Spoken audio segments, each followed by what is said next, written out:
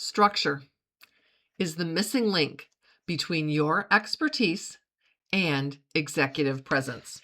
And here's what I mean by that. Because a lot of people say, oh, I just lack confidence to be an effective speaker.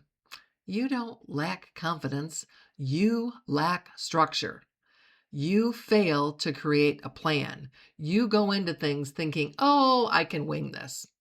And it doesn't really work. I saw this example played out in real life not too long ago. We were at a wedding, and of course, there's toasts, the best man and the maid of honor. The best man, his brother, the groom's brother, reached into his tux pocket and brought out a small card. I don't even think it was a 3x5 card. I think it was a Post-it note. But anyway, he had 3 points written on that note card that he wanted to remember to say. The maid of honor, on the other hand, well, she admitted she was just going to wing it. She wasn't as prepared as that groomsman, the best man. She was just going to wing it, and wing it she did. Well, she made a lovely tribute to her friend.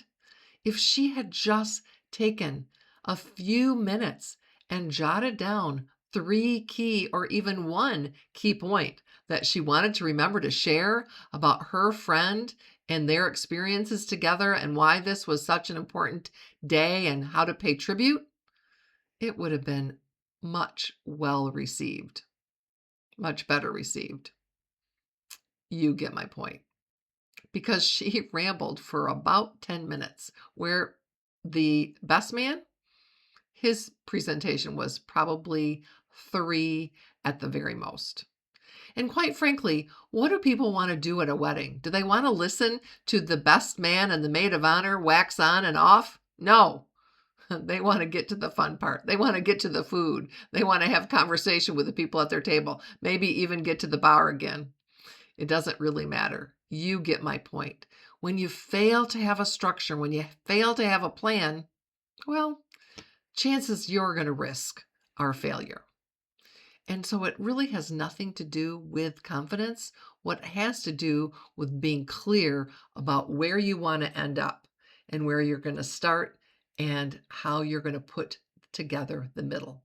So here's a structure that you can use for any kind of presentation. Start with a hook. In other words, start with a statement that is interesting. Start with something that makes your audience lean in. You might say, I'm going to bust a myth today, and then make a very controversial statement. Or you might say, hey, I thought before you thought this was true, and what I found out, something along those lines. But grab the attention of your audience. And if you're doing your networking intro, well, you can introduce your name and position, but quite frankly, nobody really cares what your title is. What they care is how you can solve their problem. And so that's the key with any presentation is what problem are you solving, or what is the core point of your message? So take some time and think about that core point. And can you share it in 12 words or less? That's really going to help you give it some thought. Now, you can use your AI tool for that, of course, if you want to. But what's more important is you have the hook, then you have a clear point, and then you have an action step. What do you want your audience to do as a result of listening to you today? Do you want them to call you? Do you want them to go to your website? Do you want them to book another meeting? What is the point of the conversation? And if it's an employee performance review, well, if performance needs to be improved, then you've got that as your call to action.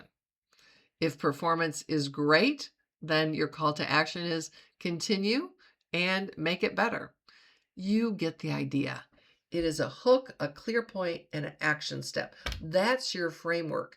And you can build that in 60 seconds or 60 minutes or 4 hours. You can expand and contract to meet your needs.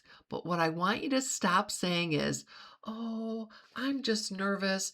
Oh, I'm not very confident when it comes to this. I'm going to call you on that because you can be if you choose to. Yes, your heart might race. Yes, your palms might get sweaty.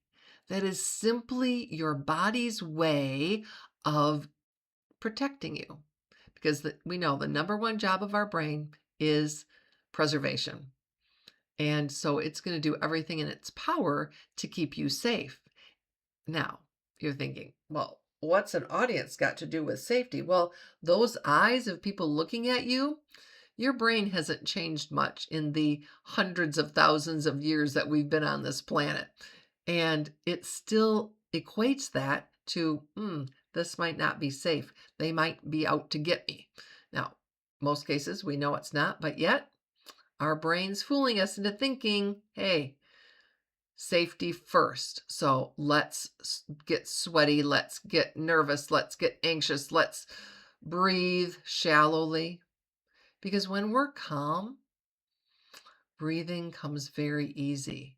But if we think we've got a foot race ahead of us, well, we're going to be a little more panicky. In other words, if we think we've got to escape something. So I think you get my drift, but I want to encourage you to really think about what's the structure, what's the point, and how can I share my message in a way that answers the question, what's in it for me? Because that's what your audience is coming to you for. They're asking that question in the back of their head. Everybody is motivated by this idea of what's in it for me. So that's your structure. And if you want a chance to practice this structure, join me Tuesday, January 6th at 4 p.m. Eastern Time, my open office hours, and I'll put the link below so you can find it. In the meantime, if you know somebody that could use this video, please feel free to share it. And of course, if you haven't done so already, subscribe to my channel so you get weekly updates. See you next time.